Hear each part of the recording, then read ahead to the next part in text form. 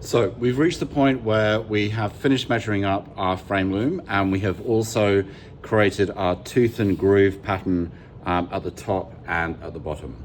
So the way we've done that is we measured out our lines, and then we have cut the grooves this way and this way, and these are aligned so that when we begin to warp up our frame loom, the warp is going to be coming down and going up in a straight line rather than coming across, which doesn't work very well when you're trying to weave.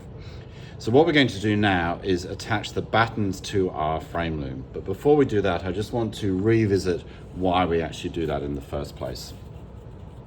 So looking at this worked example, you'll see that the battens have been fixed here and they've been fixed here. And if I turn the frame loom to a slight angle, you'll see that the warp is not sitting flush with the back of the frame loom, but actually I can run my fingers underneath it. So you can see this here as well. I can easily run my fingers underneath the warp. And that's going to be really important when you come to doing your weave, so you can actually move the weft in and out of the warp without too much difficulty.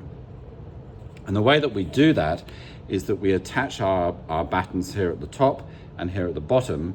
And so when the warp is put over those, it actually creates this bit of a gap.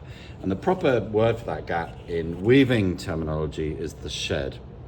So you've got 4 battens that you've made for this process, and so you then want to create a pair of battens. So you get 2 of them and you stick them together using your double-sided sticky tape, and then you apply them to your frame. So here I have got 2 battens that I have stuck together, and I've also applied a strip of double-sided sticky tape on this one because I'm now going to attach this to the frame loom. And you'll remember that we created these lines here. So this is a depth of 4 centimeters and this is the depth of 4 centimeters. Your battens want to sit on the inside of that. So one is going to go here and one is going to go here.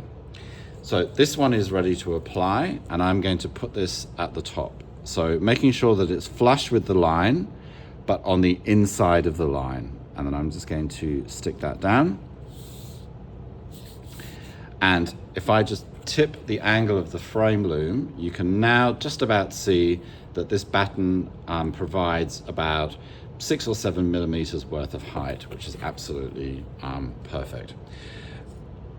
Putting your battens together is not a complex task, but just to show you here, I've got 1 batten and I have put a strip of double-sided sticky tape here.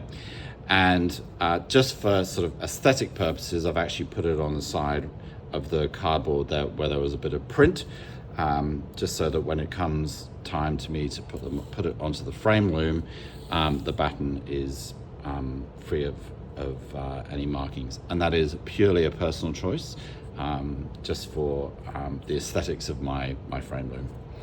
So I'm going to get my second batten here. Let's get this out of the way for a second. And I am literally going to line it up and stick those together. And I now want to attach this batten flush with the line at the bottom, but on the inside of the line. And so I'm going to cut myself a piece of double-sided sticky tape.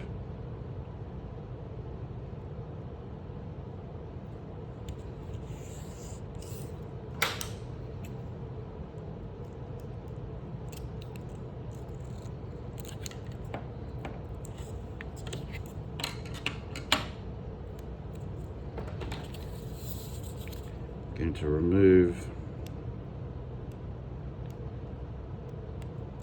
the protective cover, like so.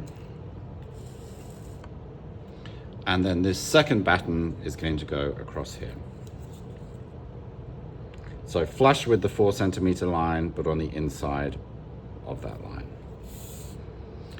And so my frame loom is now ready to be warped up. So we've measured it out, we've added the battens to give it a little bit of height, so to create that shed, and we've cut our tooth and groove pattern here, which is going to help us with the warping.